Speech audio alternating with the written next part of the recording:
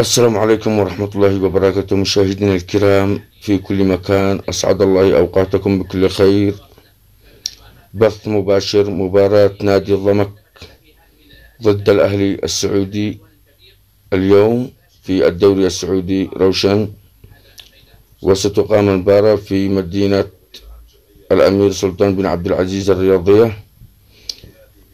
التوقيت الساعة 9 من مساء اليوم الخميس 9 بتوقيت مكة المكرمة واليمن والعراق وسوريا، الموافق 9 أكتوبر 2023 ميلادية.